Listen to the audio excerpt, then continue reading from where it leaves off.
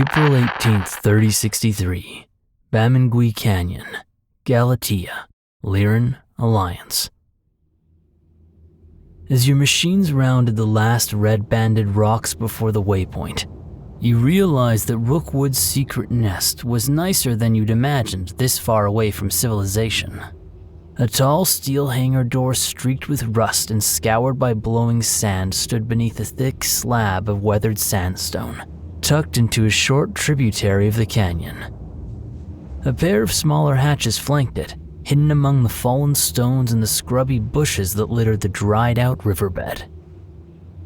One of the hatches was open, with a trail of tread and tire tracks leading up to it.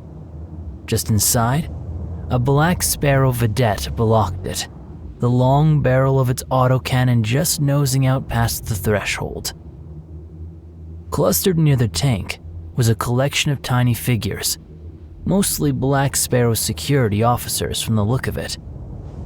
One of the figures waved to you from below, and your comms board pinged with an incoming connection. Good to see you folks, Li Dongmei said as you came to a careful stop around the waypoint. Thanks for your patience. I know it's been tough living the patrol life for the last couple weeks. Hold on just a moment longer. They're going to try out the hangar door. Hopefully we can still get that open for you. After a moment's pause, a low mechanical groan ground through the canyon walls, shaking sand from the overhanging ledge in thin trickles. An ear-splitting screech followed as the massive gates scraped along their guys, hauled in screaming agony by ancient hydraulics. Even with ear protection, the technicians inside doubled over, holding their ears until the massive gates had inched open, just enough to admit one battle mech at a time. All right, Li Dongmei said when the dust had settled. Looks like that'll do for now. Come on in. The cavern inside was tight, with barely enough room for your mechs and the Black Sparrow convoy parked along the sides. But, for all your good misgivings, Julian Rookwood has the place ready for you. While the base's infrastructure is rusted and decayed by time, it looks like a good chunk of it has been reinforced, repaired, or refurbished. You dismount into darkness, but even as you climb down from your rides, you can see that the alcoves between the support pillars have new shelving in them, and fresh paint and chrome on the munitions and spare parts gleam in the actinic beams of the portable lanterns screwed to the beams. We've put you through a bit of trouble, so I'm glad you've decided to sign our contract for the coming year, he said as you lit on the hangar floor with more warmth than your first meeting. To thank you, I'd like to welcome you to our home away from home. We hope you'll find this makes up for some of the inconvenience of being in the middle of nowhere. He wore a blue jumpsuit with a Black Sparrow logo with as much panache as he wore his suit. It was covered in splotches of rust and oil, and wings of sweat spread from under his arms. Your eyes adjusted to the dark, and for the first time you noticed the mech gantries arrayed against the far wall of the cavern. This wasn't just a parking lot.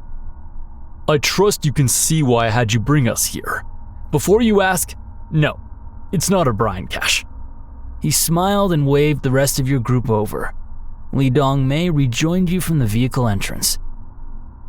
As near as I can tell, Rookwood went on, this was intended to be a temporary repair facility for one of the forces on Galatea during the Second Succession War.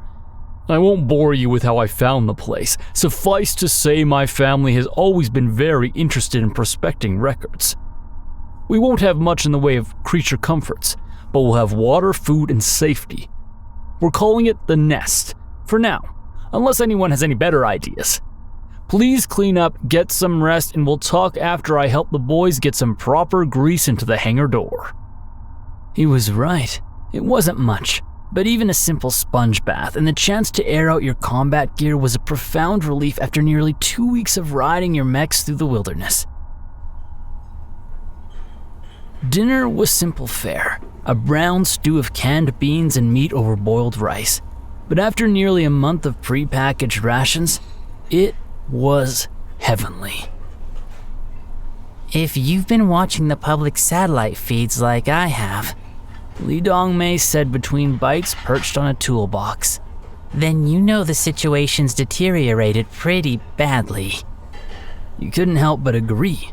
You've been watching the news during the downtime on your patrols, watching Galatia's slow immolation on grainy footage from your cockpit's 30-centimeter secondary comms monitor. It's not showboating for the cameras and employers anymore. I don't think the Duke can do anything about it, and even if he did, I don't think the militia has the strength either. Which is why Black Sparrow is here, Rookwood said, having traded his jumpsuit for a rumpled polo and camping slacks that somehow still looked expensive.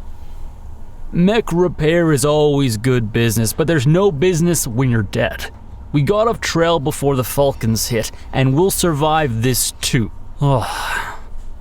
He sighed and looked behind him at the women, men, and children eating in the dark. A dark flicker crossed his broad face, a deep anger burning in his black eyes. Quite frankly, what's happening in Galatea City is open piracy. The mercenaries that are still there, if you still want to call them that, are starting to have what I would call open blood feuds in the streets, with mechs. He looked at you, gaze lingering on each of you in slow succession. He doesn't say it, but you can almost hear him ask, if he hadn't hired you, would you be roaming the streets of Galatea City? He sighed. Oh, the few that we lost in the evacuation was too many. Everyone that made it because of you.